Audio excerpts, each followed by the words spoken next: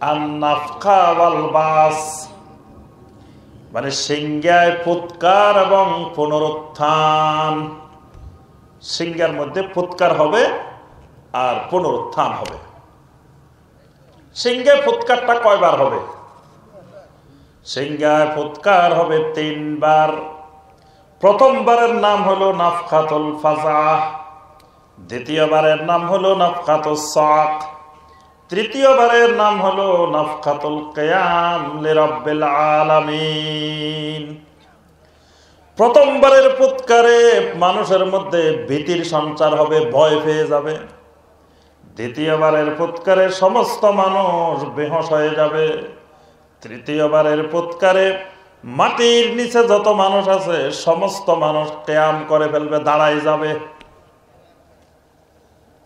আল্লাহ পাক কোরআনে কারিমে শত শত আয়াতে এই স্টেশনের বর্ণনা দিচ্ছেন। ফুৎকারটা কেমন হবে, মানুষ কিভাবে কবর থেকে উঠতে থাকবে।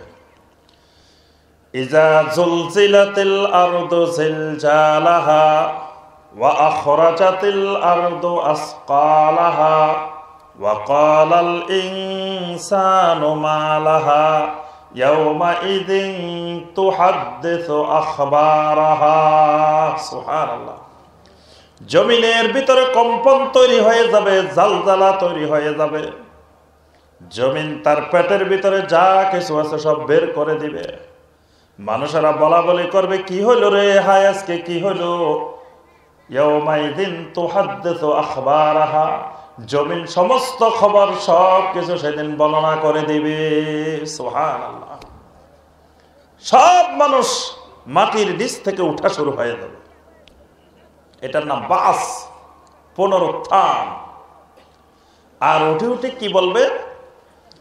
ক্বালু ইয়া ওয়াইলানা মান বা'সানা মিন মারকাদিনা। আহারে, আমাদের কবরের ভিতর থেকে কে আমাদেরকে উঠাই দিল।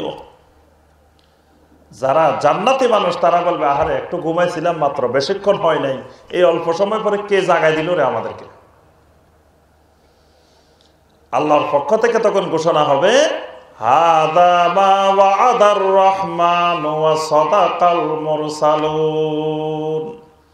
এটাই হলো সেই দিন যেই দিনের ব্যাপারে তোমার রব রহমান ওয়াদা করেছিলেন এবং যুগে যুগে নবী রাসূলেরা যেই দিনের বর্ণনা দিয়েছিলেন তোমাদেরকে। এটাই হলো সেই দিন, এই জন্য তোমাদেরকে কবর থেকে তুলে ফেলা হয়েছে। আচ্ছা, মাটির উপরে মানুষ বেশি না নিচে বেশি? জি, বর্তমানে মাটির উপরে বেশি না নিচে বেশি বলেন দেখি? হ্যাঁ, যদি মারামারি লাগেন উপরের মানুষ আর নিচের মানুষ, জিতবে কারা বলেন দেখি? দুনিয়ার উপরের মানুষ আর নিচের মানুষ, তারা এক গ্রুপ, আমরা এক গ্রুপ, জিতবে কে? জি, আরে নিচের গ্রুপ সব বাইরেওয়ালা, একজন খালি একজন বাইরে লইব। কবরস্থান থেকে যদি একজন উঠি দাঁড়াইতে পারে বাস, আর মারামারি করা লাগতো না, দেখলে উপরের গুলো এমনি মরে দেব। উঠা লাগে না, খালি একটু নড়াচড়া করলেই তো বেহস।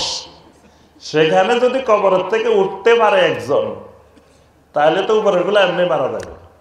তাহলে ওরা একজন, আমরা 1 লক্ষ। কি বলেন? মাটির নিচের, মাটির ভিতরে, পেটের ভিতরে মাটির, উপরের থেকে জনসংখ্যা বেশি। আদম আলাইহিস সালাম থেকে শুরু করে আজ পর্যন্ত যত মানুষ মারা গেছে এরা সব কোথায়? পেটের ভিতরে, মাটির পেটে। আমরা হইলাম মাটির ফিটে। মাটি পেটের গুলার ওজন বহন করতেছে, পিঠের গুলার ওজন বহন করতেছে। সুবহানাল্লাহ। মাটির ওজন দিন দিন বাড়ে না কমে, ভিতরের ওজনও বাড়তেছে, উপরের ওজনও বাড়তেছে। প্রতিদিন কত মানুষ দেখেন মাটির পেটে যাইতেছে, কবরে যাইতেছে। আবার প্রতিদিন কত মানুষ পিঠের উপরে আসতেছে।